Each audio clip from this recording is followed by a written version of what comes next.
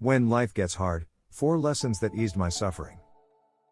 In some way, suffering ceases to be suffering at the moment it finds a meaning. Viktor Frankl. When life goes sideways, it can be hard to take one more breath, let alone find meaning. Trust me. I know. In the same year, I had breast cancer, chemo, radiation, and a divorce I didn't want. There's more to the story, there always is, but in essence, I lost everything: my health, my love, my home. During all of this, I lost sight of myself, quit trusting myself. I was sure I was to blame for everything. At the same time, within 24 hours of leaving the house I loved, 6 friends had given me the keys to their houses, telling me I always had a place to stay. My family showed up for me in ways that had me weeping. Also during this time, I had 2 powerful dreams and 1 still small voice. These 3 messengers told me the very things I needed to hear to go on. My first dream involved someone cooking something delicious in a kitchen. I couldn't eat what she was making, because taste often goes awry with chemo, but I remember the cook saying, "Honey, there's more sugar than salt in this recipe." In other words, life's sweetness would return. Just give it time. The second dream I had is that I dropped deep into the earth where every last bit of me was burned away.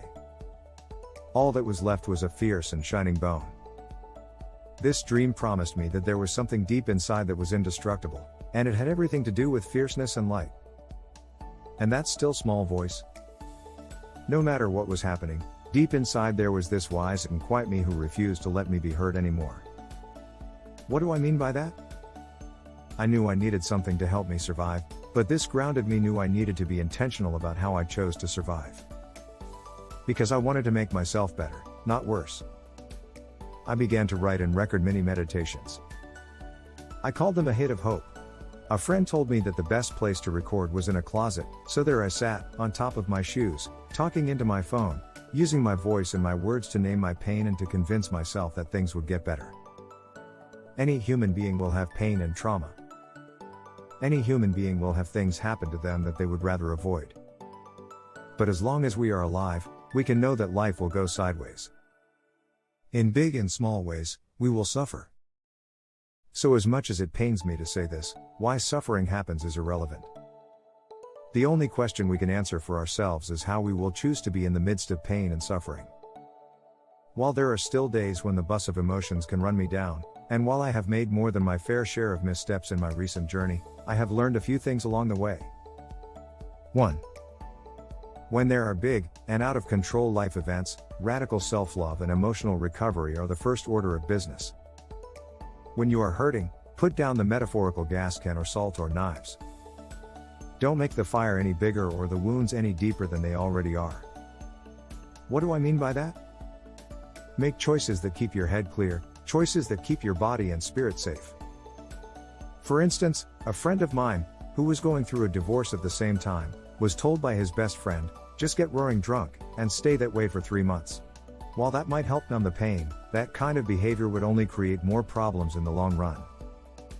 It would be far more healing to embrace journaling, yoga, or some other form of self-care. Also, even if you messed up, don't beat yourself up. Can you admit to how you contributed to the situation? Absolutely, but think of yourself like a kid on the playground. More scolding and finger wagging usually does little to help the situation. Often, it's a big ol' hug that is needed to stop the tears. So, get centered, get settled, and heap loads of love on your hurting self. 2. You get to feel every ounce of what you are feeling. Do not be ashamed of your feelings. A Buddhist concept relates to this, first and second darts. The first dart is the emotion, sadness, fear, anger, and because we are human, it is right and good to let those emotions flow through us. The second dart is our reaction to our emotion. Why do I always do this? If I were a better person, I'd.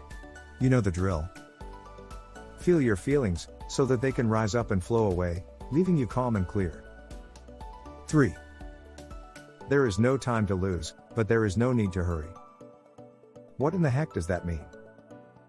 That bold statement doesn't mean you should fly into manic or panic mode, but there is nothing like a life-threatening illness to remind a person that this now matters. In fact, This is the only now you are assured of getting. You never know what's coming, a friend often says. The idea is to live each day fully. To make the small choices, the day-to-day decisions that bring you the most joy, the most delight. This might mean starting that novel or business, calling that friend you've been missing, getting on your bike or yoga mat, or climbing that mountain and yodeling until the grizzlies roar back in response.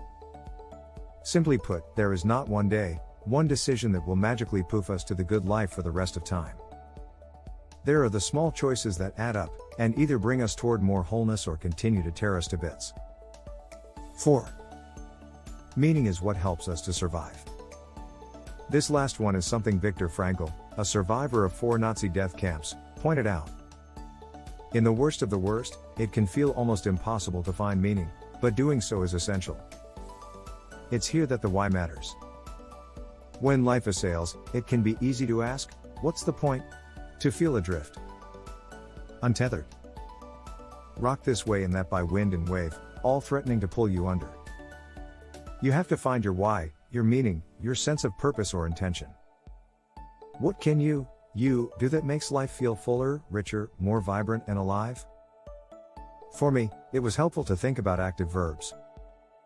I wanted to move, create, heal, serve. What did this look like? I would work out each morning, because that helped me to feel strong in my own body. Then I would sit down and write my meditations, getting lost in the joy of doing something creative. This process not only healed my own struggling spirit, but I hoped it might do so for others. When I posted them, I did so with the intention of letting them serve others. If you have a hard time finding your own sense of meaning, take a look at your life. What do you do that makes you lose time, something you get lost in? That's often a great indication of what brings you meaning. Or what is something you do that makes you feel better when you're done? How can you incorporate that into your life more? If you are still struggling, ask a friend to help you brainstorm.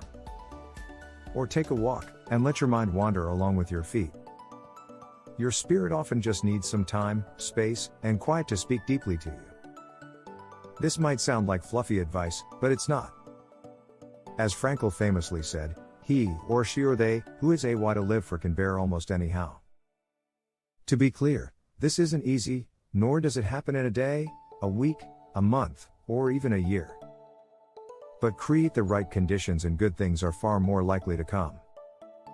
Last week, I happened to be sitting on my front porch. When I got up to go inside and make myself tea, I noticed my orchid in the front window. A friend gave it to me before I started chemo. Every morning, I look at it as I sit inside and write, but this was the first time I'd seen it from the outside. From this new perspective, I could see a gathering of buds, pressed up against the window, the direction from which the light comes. The soon-to-be blossoms were hidden entirely by the pot and the leaves when I sat inside in my leather chair. That orchid offered me a message, just like my dreams. Those flowers showed me a deep and profound truth: sometimes, the blossoming is on the other side.